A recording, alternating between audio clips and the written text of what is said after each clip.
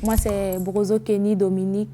Je suis originaire de la Côte d'Ivoire, donc ivoirienne. J'ai eu ma licence en droit des affaires et fiscalité au pays.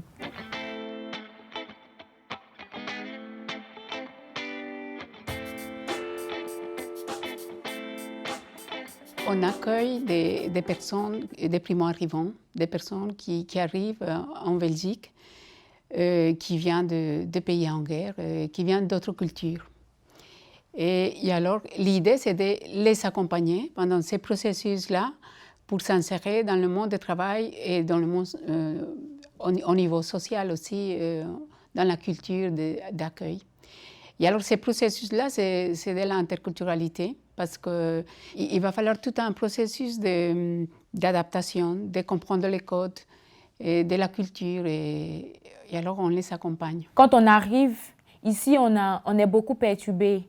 On n'arrive pas à s'imprégner, parce qu'on se dit, pour une personne qui a été diplômée dans son pays, tu te dis, arriver ici, c'est comme si tu valais rien, parce que étant au centre, tu es oppressé par la procédure de demande d'asile.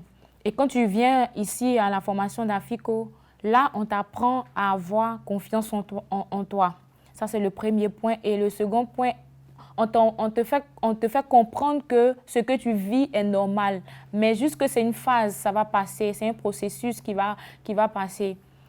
Parce qu'on arrive à travailler le choc culturel, on arrive à travailler plein de choses dans la formation. On fait les visites avec les entreprises. Donc, du coup, tu vois la concrétisation de certains de tes projets et tu te dis, oui, ça va aller et je sais que si je termine, je vais avoir une issue positive. C'est important de récupérer, de se reconnecter avec ses ressources et ses compétences. Quand on dit quelles sont tes qualités, les courages. Ok, les courages, je peux le démontrer que j'ai des courages. Hein? Je suis arrivée ici, j'ai appris la langue, j'ai suivi une formation, je travaille. Alors il faut de l'endurance et du courage pour faire tout ça. Et je pense que ça peut les mettre en avant par rapport à notre candidat ou une autre candidate, de dire je peux m'adapter, j'apprends vite. J'ai une bonne attitude, j'ai envie d'apporter au pays, j'ai envie de contribuer, Moi, mon meilleur souvenir, je dirais, c'est le jour où il fallait se mettre au milieu et tu avais un papier derrière ton dos. Et chaque sagesse, tes amis venaient écrire tes différents, tes compétences, ce qu'ils pensaient de toi. Et franchement, moi, quand j'ai pris ma feuille, jusqu'aujourd'hui, je l'ai dans ma chambre.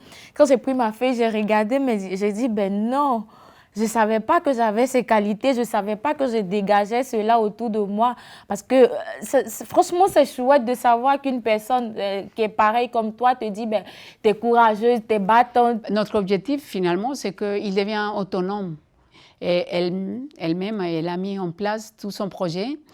Et son stratégie était, OK, je vais faire un métier alimentaire pour me nourrir, mais mon objectif, c'est aller plus loin, et mon objectif, c'est les droits. Et maintenant, elle est aide familiale, elle travaille mi-temps, elle étudie les soirs. Alors, je pense que c'est un bel exemple de ces combativités, c'est l'esprit combatif.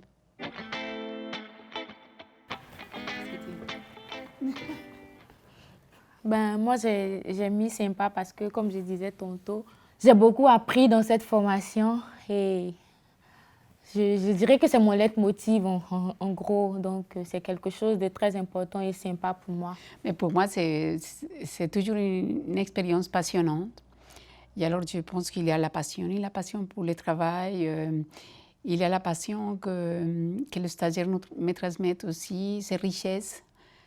Et alors, c'est des échanges, d'ouverture, de bienveillance. Je vais juste ajouter un petit mot pour dire que je retiens de toute cette aventure que vouloir, c'est pouvoir. C'est dire que il faut mettre... C'est dire, ici, on a tout à notre nos dispositions. Et c'est à toi de montrer que tu veux et que tu peux. Voilà, c'est ce que je voulais ajouter. C'est avec double S, passion. Maintenant, j'ai oublié.